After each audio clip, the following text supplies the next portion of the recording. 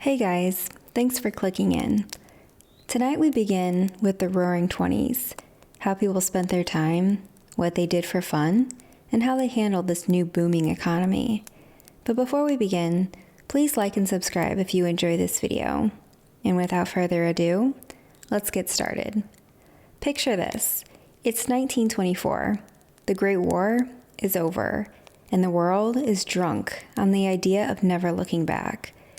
The streets hum with the rattle of Model T Fords, neon lights flicker for the first time, painting the night in electric color.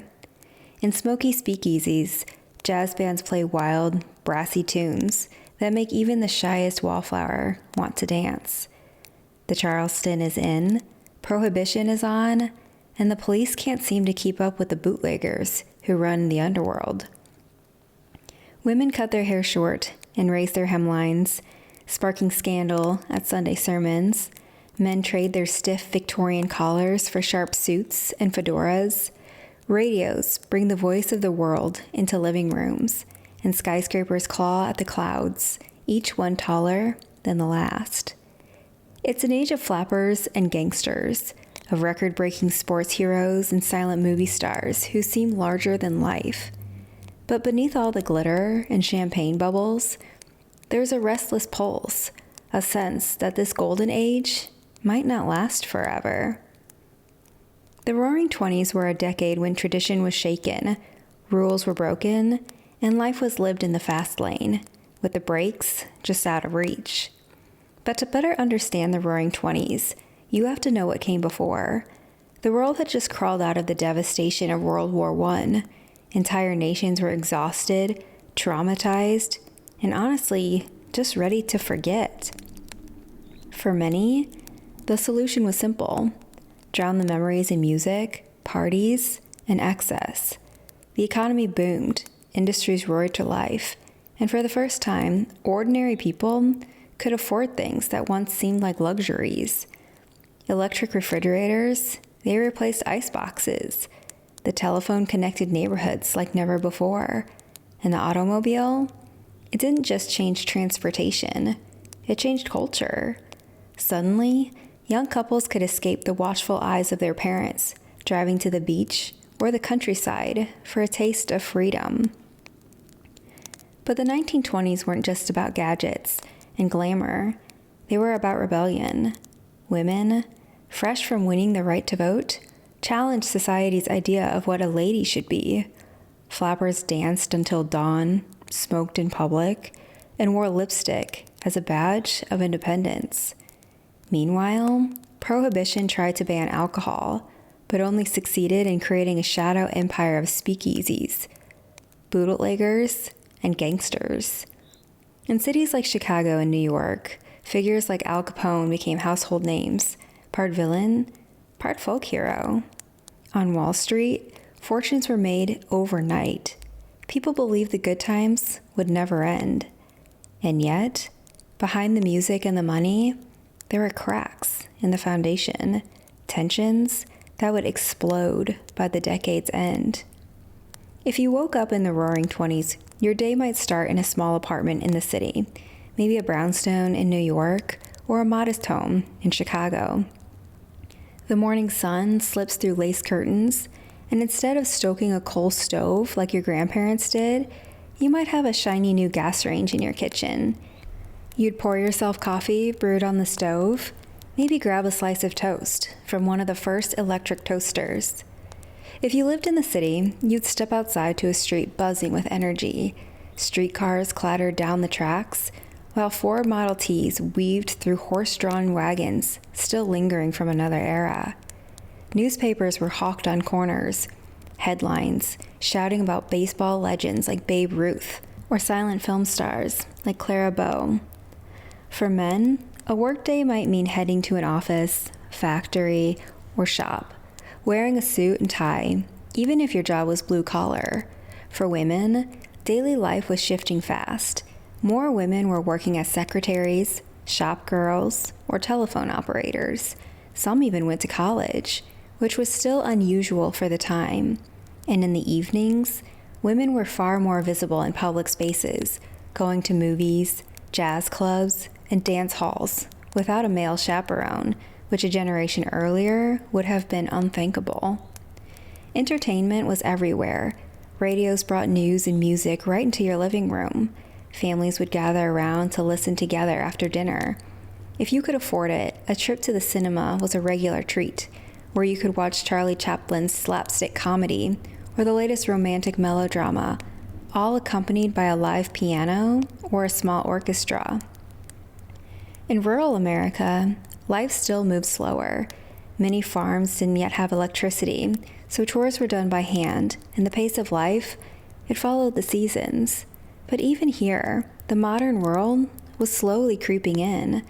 Battery-powered radios connected farms to the wider world, and cars allowed them to travel to town more often. And everywhere there was fashion. Men in fedoras and tailored suits, women in loose-fitting dresses with dropped waists, beaded headbands, and strings of pearls.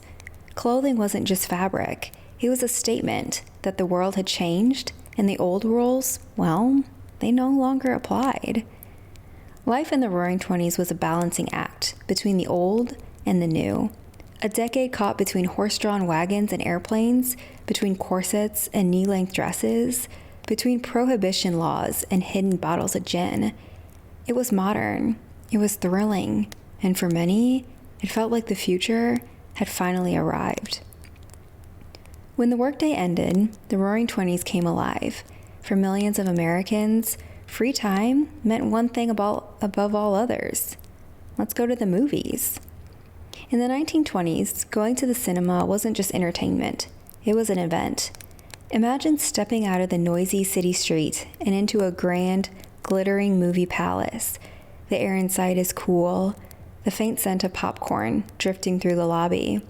The floors are polished marble, chandeliers glitter overhead, and red velvet curtains hang in heavy folds, waiting to reveal the magic beyond. A ticket would cost you about 25 cents, the price of a nice lunch, which meant the movies were affordable for nearly everyone, from factory workers to wealthy socialites. And for that quarter, you weren't just getting one short feature. No, a night at the movies in the Roaring Twenties was a whole evening of entertainment. You'd find your seat, perhaps in the plush balcony section if you were feeling fancy, and the lights would dim. A live pianist or even a small orchestra would begin playing, because these were the days before sound films. First came the newsreel, where grainy black and white images brought the outside world to life. A boxing match in New York, a new skyscraper being built, the latest fashions in Paris. Then maybe a cartoon short or a slapstick comedy with a star like Buster Keaton or Harold Lloyd, the audience roaring with laughter at the over-the-top stunts. And then the main attraction. On the screen, the flickering black and white images seemed larger than life. You might lose yourself in the wild romances of Rudolph Valentino, the daring adventure of Douglas Fairbanks, or the screwball antics of Charlie Chaplin. Even without sound, the actors' exaggerated expressions and physical comedy made the stories feel vibrant and real. The live music swelled at dramatic moments and softened during tender scenes, creating a kind of emotional magic that soundtracks today still try to capture. For many, the movies were more than a pastime. They were an escape, in a time when the world felt faster, louder, and more unpredictable than ever. The darkened theater offered a place to dream. You could step out of your own life for an hour or two and walk out feeling like you'd been somewhere entirely different. And the best part? After the final applause, the night, well, it didn't have to end. Outside, the street was alive with neon lights and chatter. You could scroll to a jazz club, grab a late-night bite at a diner, or, if you knew the right people, slip into a speakeasy for a drink you weren't supposed to have. And if the movies were the escape, dancing, it was the release. In the Roaring Twenties, dance halls were packed almost every night of the week. After the show let out, you might follow the music spilling out of an upstairs club or a converted ballroom. The moment you stepped inside, the air was thick with cigarette smoke, laughter, and the beat of jazz, the soundtrack of the decade. The Charleston was the dance everyone wanted to master, a fast, swinging flurry of kicks, twists, and arm swings that looked just wild enough to scandalize older generations. Flappers with bobbed hair and beaded dresses would hit the floor with fearless energy, their long pearl necklaces bouncing in rhythm. Men, in sharp suits and slicked back hair, tried to keep up, though half the fun was tripping over your own feet and laughing about it. If you were in a big city, like New York, you might find yourself at the Savoy Ballroom in Harlem, where the music didn't stop until dawn. The Lindy Hop and the Black Bottom were born in places like this, dance styles so fresh and bold that they drew crowds just to watch. The beauty of the 1920s dancing was that it wasn't about perfection, it was about freedom. After years of the stiff, formal dances of earlier decades, people were finally moving in ways that felt unrestrained and alive. And in a country buzzing with change, dancing became a way to show you were part of something modern, something new. Outside, prohibition was still the law of the land, but inside the dance halls and the speakeasies, flasks passed hand to hand, and the clink of glasses kept time with the band. On a good night, you didn't get home until the first light of morning painted the city streets, your shoes worn down, and your ears still ringing from the music. And if you weren't dancing until your shoes gave up the will to live, you might be at a ball game, because in the 1920s, sports were big. We're talking bigger than life, cigarette advertising, mustache waxing big. Baseball, it was king, and Babe Ruth wasn't just a player. He was a national obsession. People didn't say, "I'm going to the game."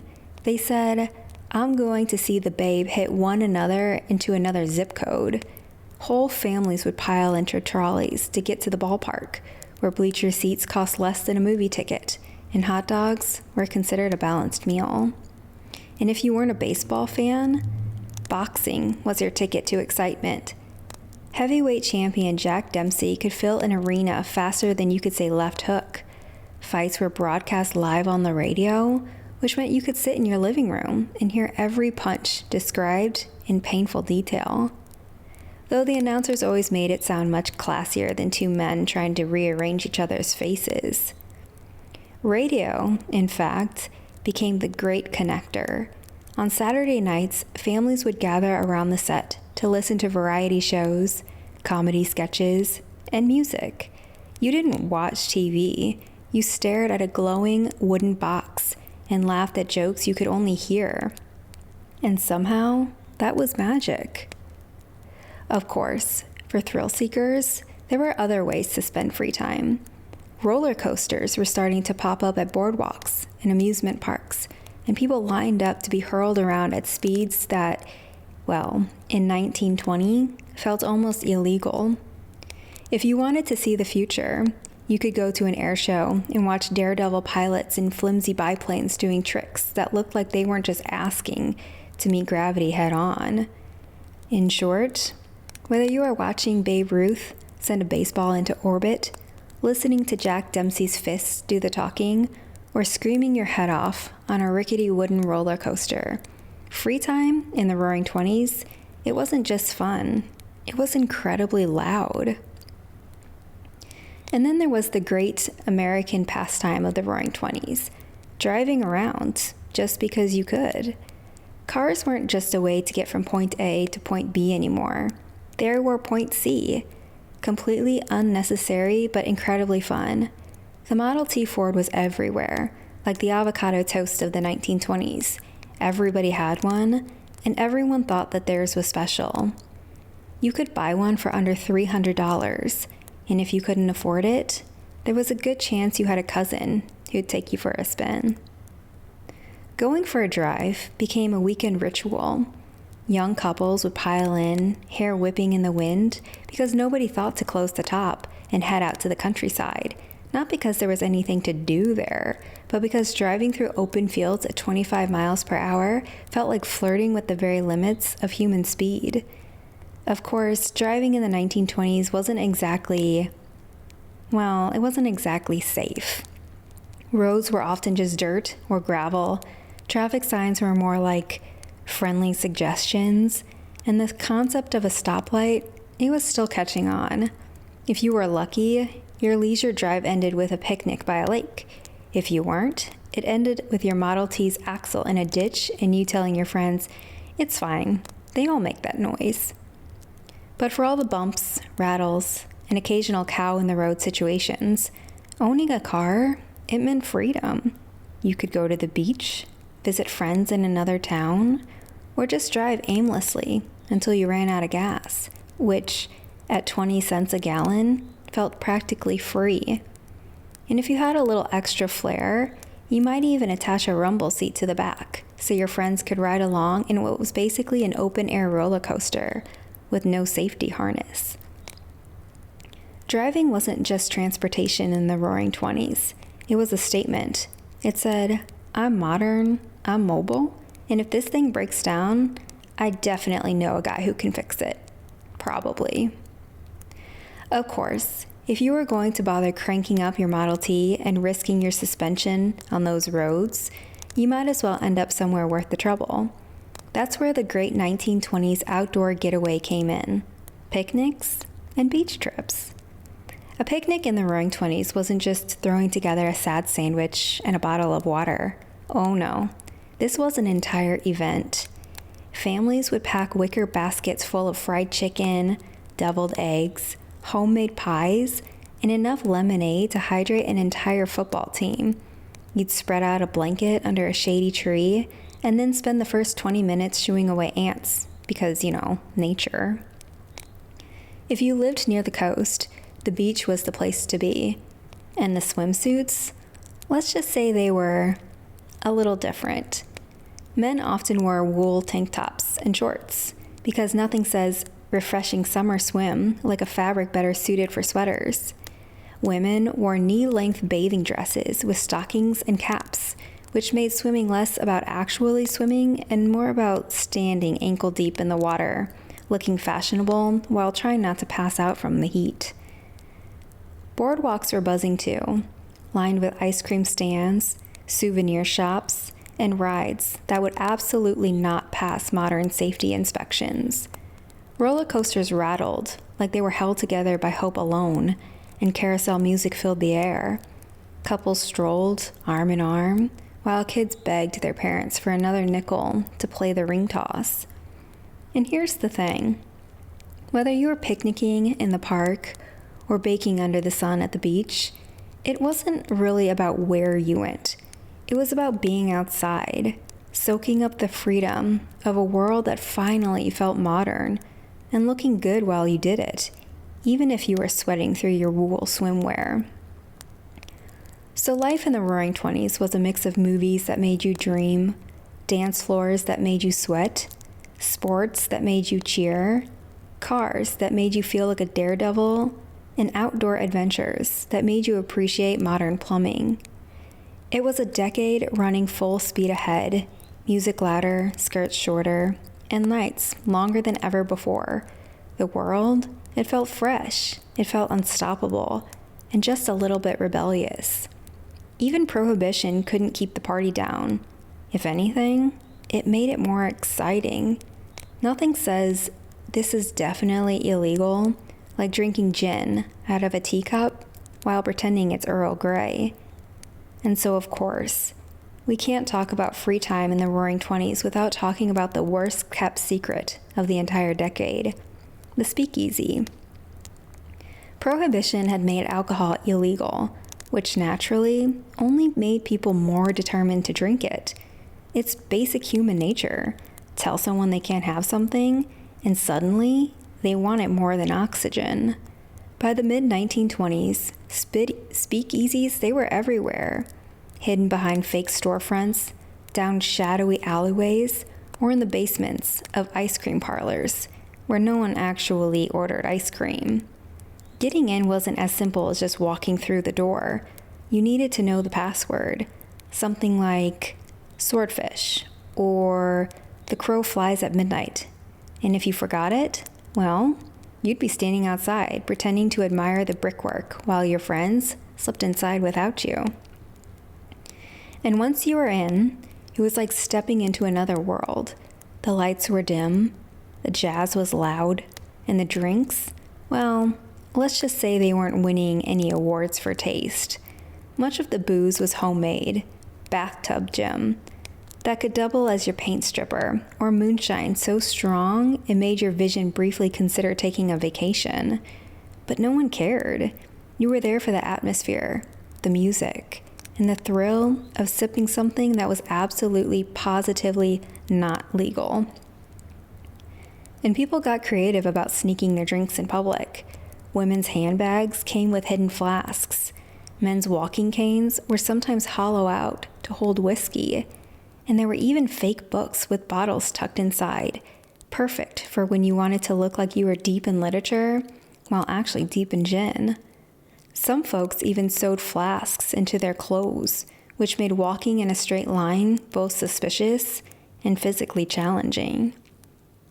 For many, a night at the speakeasy meant dancing until dawn, swapping whispered stories, and walking home with a kind of hangover that made you question your life choices. But in the moment, it felt like freedom, like sticking it to the system, one sip at a time.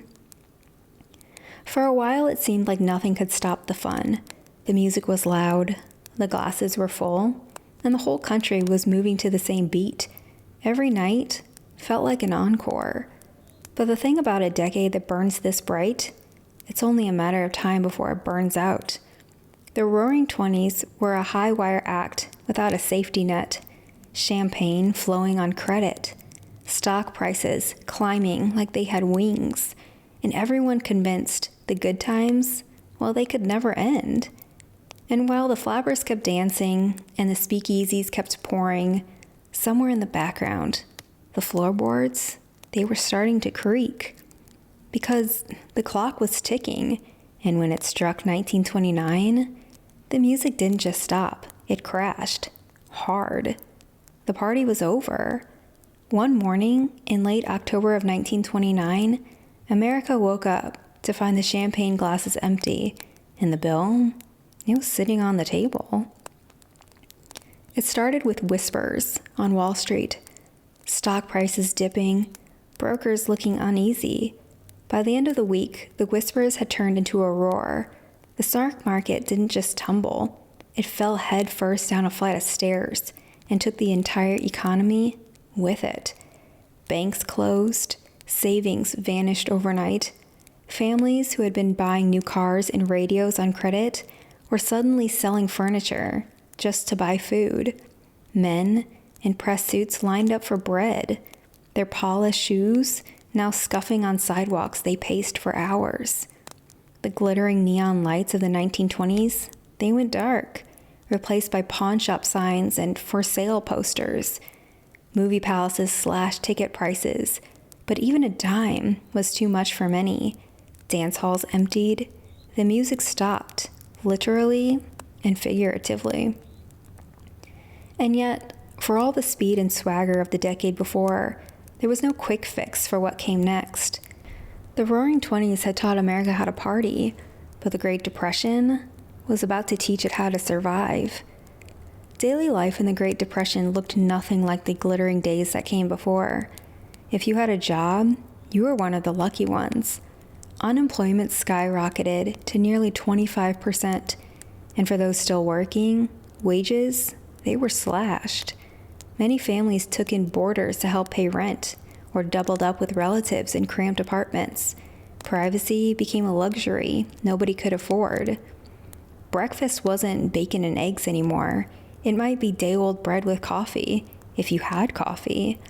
Some families stretched a single pot of soup for days, adding more water each night.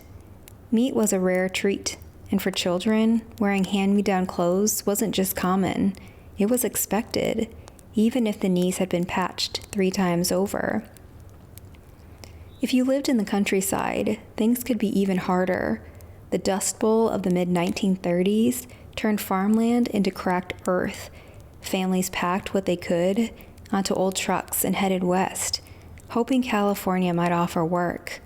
Instead, they often found overcrowded labor camps and long lines for day jobs that might pay just enough to buy a loaf of bread. In the cities, entertainment took a hit, but it never disappeared. People still went to the movies, but now it was to escape reality more than anything. For a dime, you could forget your troubles for a couple of hours. Radio became a lifeline.